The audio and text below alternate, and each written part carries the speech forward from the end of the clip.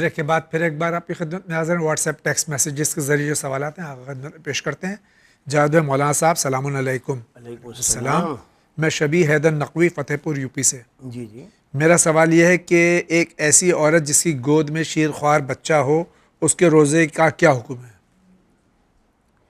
دیکھیے مسئلہ گود میں شیرخوار بچہ ہونے کا نہیں ہے.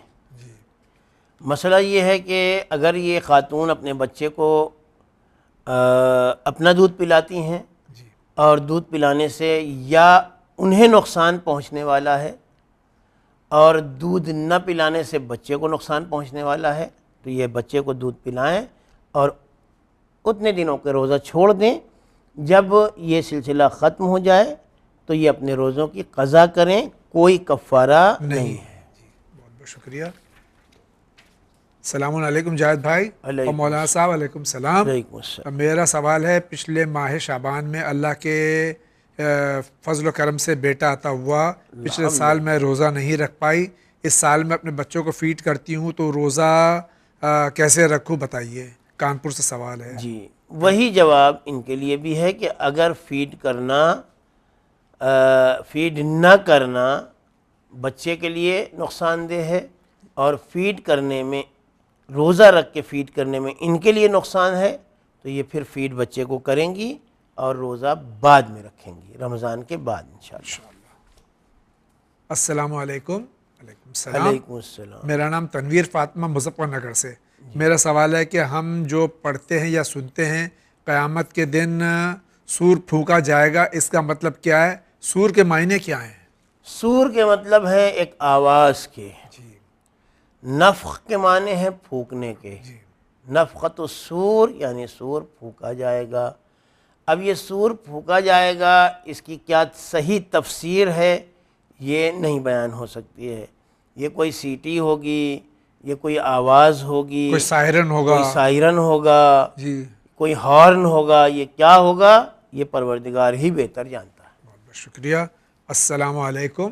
علیکم السلام. علی اختر جبل پور ایم پی سے بول رہا ہوں.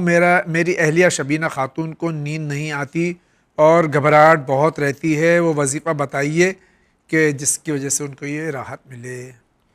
آیت الکرسی پڑھ کے سوئیں, انشاءاللہ پروردگار کی ذات وہ ہے جسے اونگھ اور نیند نہیں آتی, لیکن اس نے اپنے بندوں کے لیے اونگھ بھی رکھی ہے اور نیند بھی رکھی ہے. انشاءاللہ نیند آئے گی. اور ساتھ ساتھ آپ شوہر ہیں, کسی اچھے ڈاکٹر سے رابطہ کیجئے.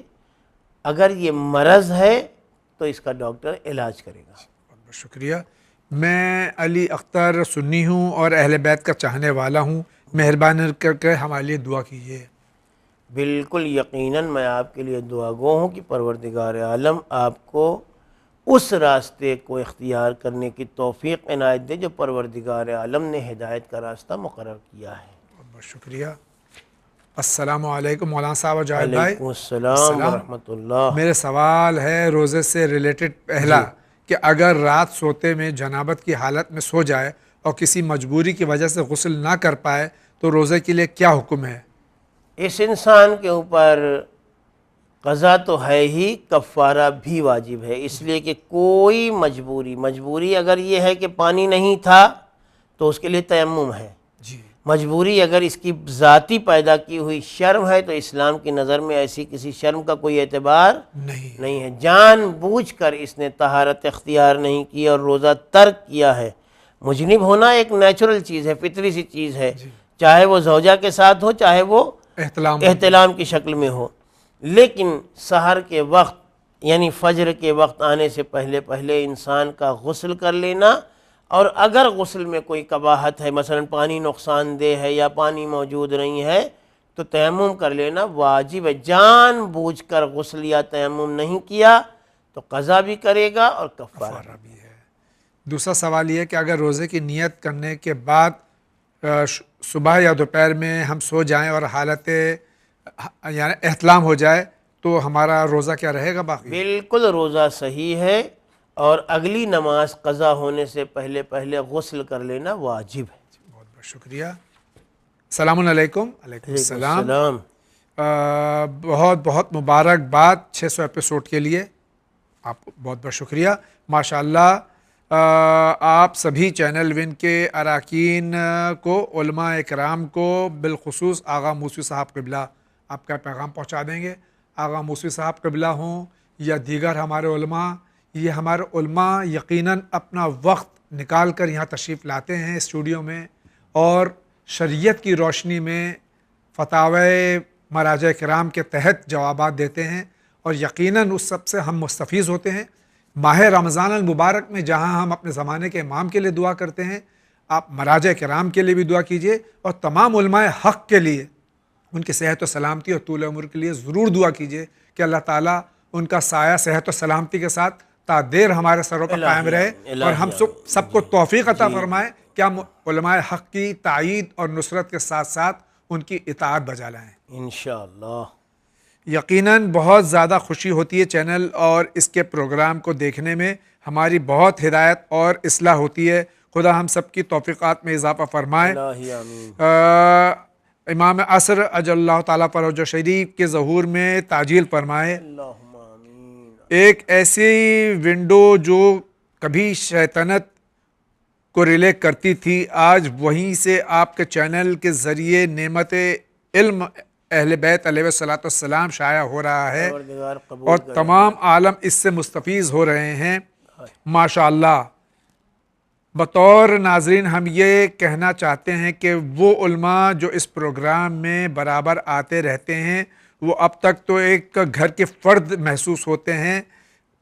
برائے مہربانی ان تک ہماری دعا پہنچا دیجیے. علی اسد موہان سے. میں صرف اس موقع پر اپنے تمام ساتھیوں کے اور اپنے تمام بزرگ علماء کی طرف سے بھی یہ کہنا چاہوں گا کہ یہ حاضری جو ہم یہاں پر دیتے ہیں، بس پروردگار عالم ہماری ان معمولی خدمتوں کو اپنی بارگاہ میں قبول کر لے، آمین، اور ہمیں مزید توفیق عنایت کرے کہ ہم دین کی خدمت اس سے بھی بہتر انداز سے کر سکیں. الہی آمین. بہت بہت شکریہ. السلام علیکم. وعلیکم السلام. میرا نام نظام ہے. میرا سوال ہے کہ حضور صلی اللہ علیہ وآلہ وسلم کی سنت کا عمل کرنا زیادہ ضروری ہے یا حضرت علی علیہ السلام کی سنت کا؟ یہ سمجھ رہے ہیں دونوں الگ الگ سنتیں ہیں. دیکھیے، اللہ کی سنت، رسول کی سنت، علی کی سنت، یہ تینوں ایک چیزیں ہیں، ان میں کوئی ذرہ برابر فرق نہیں ہے. اگر رسول کی سنت اور خدا کی سنت الگ ہو جائے تو نعوذ باللہ ثم نعوذ باللہ، رسول گویا اللہ کے نافرمان قرار پائیں گے. استغفر اللہ رب. اسی طریقے سے اگر علی اور رسول کی سنت الگ ہو جائے تو نعوذ باللہ علی رسول کے نافرمان قرار پائیں گے، جو ناممکنات میں سے ہے. لہذا یہ تینوں سنتیں ایک ہیں. ہاں، ہم بولنے میں یہ کہہ سکتے ہیں کہ یہ علی کی سیرت ہے، یہ نبی کی سیرت ہے، مگر در حقیقت دونوں سیرتیں ایک ہی ہیں. بہت بہت شکریہ. السلام علیکم. علیکم السلام. Allah knows every language. At the namaz time we shall say the meaning of surah in our language instead of surah in Arabic. For example, surah Fatiha in our own language. کیا ہم نماز اپنی زبان میں پڑھ سکتے ہیں؟ مختصر. دیکھیے، یقیناً آپ کا پہلا جملہ بالکل صحیح ہے کہ اللہ نوز ایوری لینگویج ہی نہیں بلکہ ایوری تھنگ. وہ سب کچھ جانتا ہے، لیکن اسی نے یہ پابندی عائد کی ہے کہ تم نماز کو عربی میں پڑھو. لہذا اگر ہم دوسری زبان میں پڑھیں گے تو یہ اللہ کی نافرمانی قرار پائے گی، یہ اس کی مخالفت قرار پائے گی. لہذا ہم نہیں پڑھتے ہیں. اس لیے نہیں پڑھتے ہیں کہ اللہ نہیں سمجھ پائے گا، انگریزی نہیں جانتا. نہیں، وہ یقیناً جانتا ہے، مگر اس کے حکم کی اطاعت ہم پر فرض ہے. بہت بہت شکریہ. السلام علیکم. علیکم السلام. I have question about عدہ. میرے پاپا کا انتقال فروری میں ہوا. میری ممی 74 سال کی ہیں. کیا ان کو 4 مہینے 10 دن عدہ کرنا کمپلسری ہے؟ یہ ظاہرہ مومن USA سے سوال کر رہے ہیں. یقیناً ان کے اوپر واجب ہے کہ وہ 4 مہینے 10 دن تک اپنے شوہر کی وفات کا عدت مکمل کریں. اس عدت کا کوئی تعلق بڑھاپے سے، جوانی سے، بچہ پیدا ہو سکنے سے، نہ ہو سکنے سے، حتیٰ کہ موقت عقد سے یا دائمی عقد سے بھی نہیں ہے. شوہر ہے، اس کا انتقال ہوا ہے تو اس کے احترام میں، اس کی حرمت میں خاتون کو یہ اختیار نہیں ہے کہ وہ 4 مہینے 10 دن سے پہلے خوشی منائیں یا دوسری شادی کریں، اور یہی عدت کا حقیقی مفہوم ہے۔ شکریہ سر۔ آپ اس پی آر ای میں جاب کرتا ہوں، سیلری آنے سے پہلے ادھر ادھر ہو جاتی ہے، یعنی پریشان رہتے ہیں اور بیماری بھی رہتی ہے، ان کے لیے کوئی دعا بتا دیجیے۔ آپ کوشش یہ کریں کہ بالخصوص ماہ مبارک رمضان ہے، آپ اس میں نماز شب پڑھنے کی کوشش کریں، اور نماز شب کے قنوت میں یا نماز شب کے بعد سجدے میں جائیں اور پروردگار عالم کی بارگاہ میں اپنی یہ ساری پریشانیاں پیش کریں، اس کو بتائیں۔ یہ ہرگز نہ سوچیں کہ اسے تو معلوم ہے، نہیں، کہیں اس سے، انشاءاللہ پروردگار عالم آپ کی تمام پریشانیوں کو دور کریں۔ الہی آمین انشاءاللہ۔ میرا نام عارفہ ہے، میرے شوہر اپنی ماں بہنوں کے سکائے میں ہیں، مجھے میرے ماں باپ کے یہاں بٹھایا رکھا ہے، 3 سال ہو گئے ہیں، نہیں لے جاتے ہیں۔ میرے ایک بیٹا ہے، دعا بتائیے کہ میں اپنے گھر واپس چلے جاؤں اپنے شوہر کے پاس۔ اگر آپ کے شوہر میری بات اس وقت سن رہے ہیں تو میں ان کو تاکید کر رہا ہوں، ماہ مبارک رمضان کی ان راتوں اور ان دنوں کا حوالہ دے کر، اس خدیجہ کا حوالہ دے کر جن کی وفات اس مہینے میں ہوئی ہے، ان حسن علیہ السلام کا حوالہ دے کر جن کی ولادت ہوئی ہے، اس علی علیہ السلام اپنے مولا کا حوالہ دے کر جن کی شہادت اس مہینے میں ہوئی ہے، اس قرآن کا حوالہ دے رہا ہوں جسے اللہ نے اس مہینے میں نازل کیا ہے۔ اپنے اختلافات کو ختم کریں، ہم سب اپنے ہر طرح کے اختلاف کو ماہ رمضان میں ختم کریں، آپس میں میل محبت پیدا کریں، جو ہم سے غلطیاں ہوئی ہیں اس کی معذرت کریں، جو دوسرے سے غلطیاں ہوئی ہیں انہیں معاف کر دیں۔ یقیناً اپنے ماں باپ کا جائز کہنا ضرور مانیں، اپنے گھر والوں کی ساری اچھی باتوں کو ضرور قبول کریں، لیکن جو باتیں اختلاف و افتراق پیدا کرتی ہیں، جو محبتیں ختم کرتی ہیں، انہیں نہ مانیں، انہیں نظر انداز کریں اور آپس میں دوستانہ تعلقات پیدا کریں۔ اور آپ سے بھی کہہ رہا ہوں کہ آپ ایک مرتبہ پھر سامنے آئیں، اپنی غلطیاں نہ بھی ہوں تو اعتراف کریں، انہیں معذرت کریں اور ان سے گزارش کریں، وہ آپ کے شوہر ہیں، وہ آپ کے ہیں، آپ نہیں ان سے کہہ پائیں گی تو کس سے کہہ پائیں گی، اور جو بھی ہے آپس میں بیٹھ کر کمپرومائز کریں، اپنے حقوق بھی کم کریں، مطالبات کم کریں، ان کی باتوں کو ماننے کا جذبہ پیدا کریں، اور اس طریقے سے اپنے حالات کو انشاءاللہ اسی رمضان میں بہتر بنائیں۔ انشاءاللہ۔ بہت بہت شکریہ۔ میرا سوال ہے، میرے شوہر مجھ سے بات نہیں کرتے، میں بھی نہیں کرتی، 1 سال قریب ہو رہا ہے، کیا ہمارا رشتہ صحیح ہے یا نہیں؟ اگر وہ بات نہیں کرتے وہ غلط کرتے ہیں، بالکل غلط کرتے ہیں، اور اگر آپ ان سے بات نہیں کرتی تو یہی بات آپ کے لیے بھی ہے کہ آپ غلط کر رہی ہیں۔ دیکھیے، تالی دونوں ہاتھ سے جس طرح بجتی ہے اسی طریقے سے مخالفتیں بھی دونوں طرف سے ہوتی ہیں۔ اکیلے ایک آدمی کتنی مخالفت کر لے گا؟ آپ محبت سے پیش آتی رہیے، آپ بات کرتی رہیے، آپ رابطہ رکھیے، آپ محبتیں پیش کرتی رہیے، آپ اپنی خدمات پیش کرتی رہیے، آپ ان کا ساتھ نبھاتی رہیے، اپنی طرف سے جو کچھ بھی کر سکتی ہیں کرتی رہیے۔ پھر اگر وہ نہ کریں گے تو وہ مجرم ہیں، گناہ گار ہیں، گناہ اللہ کی بارگاہ میں ہوگا، سزا دینے والا وہ ہے، سزا دینے والے بھی ہم نہیں ہیں۔ اور اگر آپ کے شوہر صاحب میری بات سن رہے ہیں تو ان سے بھی میری گزارش ہے، ہاتھ جوڑ کر عرض کر رہا ہوں کہ اس طرح کے معاملات کو ختم کیجئے۔ چینل پر، ٹی وی پر اس طرح کی باتیں آتی ہیں تو بڑا افسوس ہوتا ہے، جگ سنتا ہے، دنیا جانتی ہے ہمارے گھر کے ڈھکے چھپے حالات کو، ہم دنیا تک نہ لے جائیں، آپس میں خود ہی کمپرومائز کریں، خود بخش دیں، خود معافی مانگ لیں، محبت پیدا کر لیں آپس میں، یا گھر والوں کو درمیان میں ڈال کر یا مقامی علماء کو درمیان میں لا کر، جو بھی صورت بن سکتی ہو، اپنا مذاق نہ اڑوائیں، اپنے آپ کو برملا نہ کریں۔ ماہ رمضان اس کے لیے بہترین زمانہ ہے کہ جس کے لیے کہا گیا کہ تم روزہ رکھو، کیوں؟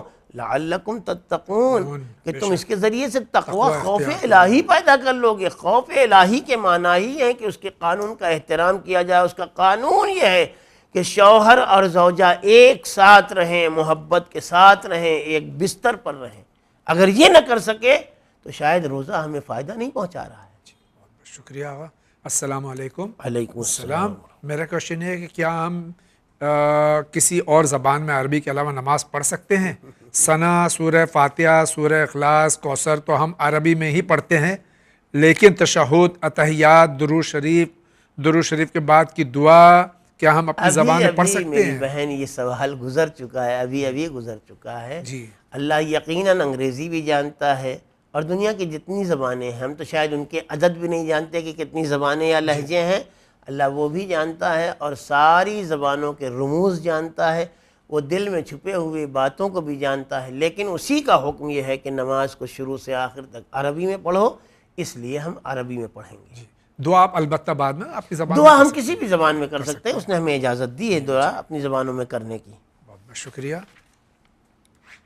السلام علیکم. علیکم السلام. میرا نام سید حسین علی نجفی ہے. جی جی. میں حیدرآباد سے ہوں. جی جی. ہماری نمازیں جو قضا ہو گئی، اگر ہم سب شب قدر میں ایک دن کی نماز قضا پڑھیں تو کیا ہماری ساری قضا نمازیں ہو جائیں گی؟ ہرگز نہیں، ہرگز نہیں. کیونکہ سورہ قدر میں لکھا ہے کہ اس رات کی عبادت 1000 مہینے سے بہتر ہے. بہتر اجر و ثواب کے اعتبار سے ہے، کمپلیشن کے اعتبار سے نہیں ہے. جی جتنی بھی نمازیں ہماری چھوٹی ہیں، ابھی رمضان میں بہت دن باقی ہیں، بہت راتیں باقی ہیں. روزانہ کوشش کریں کہ اگر مان لیجئے کہ 6 مہینے کی نمازیں باقی ہیں آپ کوشش کریں کہ روزانہ 10 دن کی نماز پڑھیں. 10 دن کی نماز پڑھیں گے تو 3 دن میں 1 مہینے کی نماز مکمل ہو جائے گی. جی. شب قدر پہ کیا منحصر ہے کہ شب قدر آئے گی تو ہم 6 دن کی پڑھ لیں گے، تو 6 دن کی پڑھ لیں گے، 6 دن کی ادا ہو جائے گی.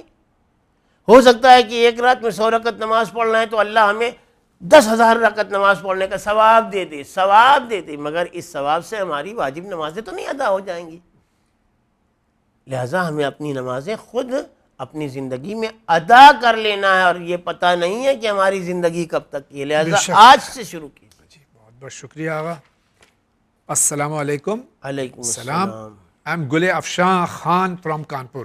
جی جی. My question is that people who donate their bodies for medical research, is it permissible in Sharia or not? دیکھیے اس میں بہت ساری پیچیدگیاں ہیں. حضرت آیت اللہ العظمیٰ سید علی سیستانی دام ظلہ الشریف کی ویب سائٹ پر آپ جائیں www.sistani.org. تفصیل سے ان چیزوں کے جوابات وہاں پر موجود ہیں. آرگن ڈونیشن کے بارے میں، زندگی میں، مرنے کے بعد، ساری تفصیلات وہاں موجود ہیں. آپ اپنے مطلب کی بات وہاں سے نکال لیجیے. بہت بہت شکریہ. السلام علیکم. علیکم السلام. میں نے پہلے بھی سوال بھیجا تھا اور اس کا کوئی جواب نہیں آیا. آج آ رہا ہے. پلیز میرا جواب ضرور دیجیے. معذرت چاہتے ہیں کہ آپ کا سوال چونکہ مجھ تک نہیں پہنچتا اس لیے میں یہاں علماء کی خدمت پیش نہیں کرتا. میرے 2 سوال ہیں. جی جی. نماز جمعہ عورتوں کو کس طرح پڑھنی چاہیے، ذرا تفصیل سے بتائیے. نماز جمعہ یا نماز جماعت عورتیں اگر شریک ہوتی ہیں، اگر تمام طریقے سے ان کے لیے مناسب ہے شرکت کرنا تو ضرور شریک ہوں، اور جس طرح سے مرد نماز پڑھتے ہیں ویسے ہی پردے کے پیچھے وہ نماز پڑھیں گی. پردے کے اس پار جہاں مردوں اور عورتوں کا سامنا نہ ہو، یا مردوں کے پیچھے کھڑی ہو کر وہ ویسے ہی پڑھیں گی جیسے مرد پڑھتے ہیں کہ پہلی رکعت میں دونوں صورتوں میں وہ کھڑی رہیں گی، اور اس کے بعد سب قنوت کریں گے تو وہ بھی قنوت کریں گی، سب رکوع میں جائیں گے وہ بھی رکوع میں جائیں، سب سجود کریں وہ بھی سجود کریں. دوسری رکعت میں سورے کے بعد سب رکوع کریں گے وہ بھی رکوع کریں، رکوع کے بعد سب قنوت میں جائیں گے وہ بھی قنوت کریں، رکوع پڑھیں سجود کریں، تشہد، سلام. اسی طریقے سے مرد بھی پڑھتے ہیں، ایسے ہی عورتیں بھی ادا کریں گی. بہت بہت شکریہ. میرا دوسرا سوال ہے کہ وضو کے بعد مسح کرتے وقت کیا انگلیاں بالکل گیلی ہونی چاہیے؟ اگر ہمارے ہاتھ کا پانی خشک ہو جائے تو کیا مسح صحیح نہیں ہوگا؟ عورت اور مرد کے مسح میں کیا ڈفرینس ہے؟ کوئی ڈفرینس نہیں ہے. اگر ہاتھ کا پانی، انگلی کا پانی خشک ہو گیا ہے تو ہم اپنے بھووں سے جو گیلا پن ہوتا ہے مرد داڑھی سے، اپنی مرد داڑھی سے ہو سکتا ہے، کوئی بچہ ہو داڑھی نہ ہو اس کے، تو یہ تو سب عام طور سے بھویں ہوتی ہیں. بھووں سے ہم تھوڑا سا پانی لے کے اور اس کے بعد سر کا مسح اور پیر کا مسح کر لیں گے. بہت بہت شکریہ. السلام علیکم. علیکم السلام. مائی نیم از صفیہ. میری بیٹی کو بیبی ہوئی ہے ماشاءاللہ، اور وہ 1 منتھ کی ہے. سب بچے کو نہلانا، اس کا پیشاب پخانہ صاف کرنا پڑتا ہے. کیا اس حالت میں روزہ رکھ سکتے ہیں؟ یقیناً روزہ رکھیں گی، کوئی حرج ہی نہیں ہے. یہ صرف بچے کی دیکھ ریکھ نہیں ہے، ہر عمل ہر قدم پر اجر و ثواب بھی ہے. ایک تو محبت کا تقاضا بھی ہے. جی بے شک. ماں کی ایک خصوصی چاہت ہوتی ہے، ماں چاہتی ہے کہ ہم اپنے بچے کے سارے ناز اٹھائیں، اور وہ ناز اٹھاتی ہے تو اس کے دل کو سکون ملتا ہے، ایک فرحت ہوتی ہے، ایک کیف ہوتا ہے، ایک لطف ہوتا ہے جس سے وہ سرشار ہوتی ہے. یہ سب اپنی جگہ پر، لیکن ان ساری خدمات میں وہ پروردگار کی ایک امانت کی خدمت انجام دے رہی ہوتی ہے، اپنے شوہر کے بیٹے کی خدمت انجام دے رہی ہوتی ہے. اس کا اجر و ثواب بھی اسے ملتا رہتا ہے. روزہ رکھنے میں کوئی قباحت نہیں ہے، آپ روزہ بھی رکھیں، اور یہ سارا کہیں سب سارے کام تو چھوٹے موٹے کام ہیں. بہت بہت شکریہ. السلام علیکم. علیکم السلام. I'm Azra from Delhi. G. Please answer my question. Since 3 years I am constructing a house with my savings. The amount drawn is fully utilized in the work. Am I supposed to pay khums and zakat also? First, please answer my question. I'm anxiously waiting for it. یقیناً آپ کے اوپر خمس واجب ہے. خمس پہلا واجب ہے مکان کا بنانا، اس کے بعد ہے. آپ کے پاس آمدنی بھی ہے، آپ کے پاس بچت بھی ہے. بچت نہ ہوتی تو مکان نہ بن رہا ہوتا.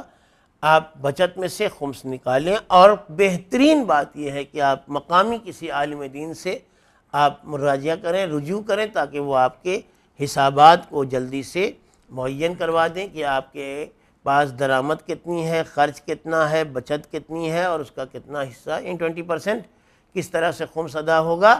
یہ سارے حسابات آپ کے فوری ہو جائیں، تاکہ آپ اپنے پروردگار کی بارگاہ میں ماہ رمضان میں سرخرو ہو جائیں. انشاءاللہ. بہت بہت شکریہ. السلام علیکم. علیکم السلام. میرا سوال ہے، میں کانٹریکچوئل امپلائی ہوں اور ابھی میری شادی نہیں ہوئی، لہٰذا میری زیادہ تر اخراجات والدین اٹھاتے ہیں.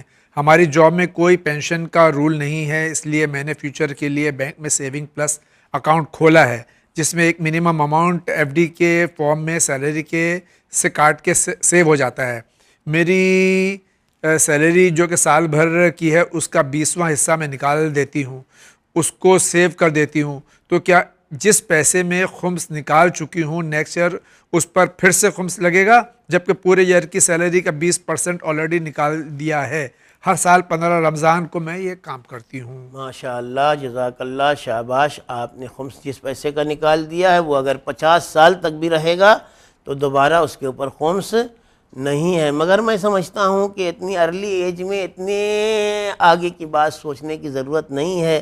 جس طرح اللہ آج آپ کو دے رہا ہے، ریٹائرمنٹ کے بعد بھی وہ انتظام کرے گا اور دے گا. میں کوئی حرج نہیں ہے کہ ابھی آپ نے شادی تک نہیں کی ہے. شادی کی فکر کیجئے، آپ کے شادی کے زمانے ہیں. آپ ایک نئی زندگی بسانے کے بارے میں سوچئے. ریٹائرمنٹ کے بارے میں بعد میں سوچنے کے لیے بہت وقت بھی موجود ہے. اسی کے ساتھ میں آپ سے بھی اور اپنے تمام بچوں سے، بھائیوں سے، بہنوں سے، بزرگوں سے یہ تقاضا کر رہا ہوں کہ ماہ رمضان ہے، زیادہ سے زیادہ نیکیاں کرنے، عبادات کرنے، غریبوں کی مدد کرنے، یتیموں کی سرپرستی اور کفالت کرنے، صاحبان ایمان، مومنین، مومنات، ان کی فکر مندی کرنے اور فکر رکھنے کی کوشش کریں، اور پروردگار سے دعا گو ہوں کہ وہ ہماری ان عبادتوں کو قبول بھی کریں انشاءاللہ. بہت شکریہ. آپ کے شکریہ کے ساتھ آج کا پہلا انعام جا رہا ہے. مولانا، میرا سوال یہ ہے کہ جو medical student during the studies کے دوران اگر یہ any part of human dead body کے اینی پارٹ اگر وہ چھوتے ہیں، ایگزامپل لائک اسکال اور بون، اگر وہ ڈائریکٹ اپنے ہاتھوں سے چھو رہے ہیں، تو میرا سوال یہ ہے کیا یہ اسٹوڈنٹ کے اوپر غسل مسح میت واجب ہے؟ ناظرین کا بھی شکریہ ادا کرتے ہوئے رخصت چاہتا ہوں. انشاءاللہ زندگی رہی پھر آپ سے ملاقات ہوگی. وآخر دعوانا ان الحمدللہ رب العالمین.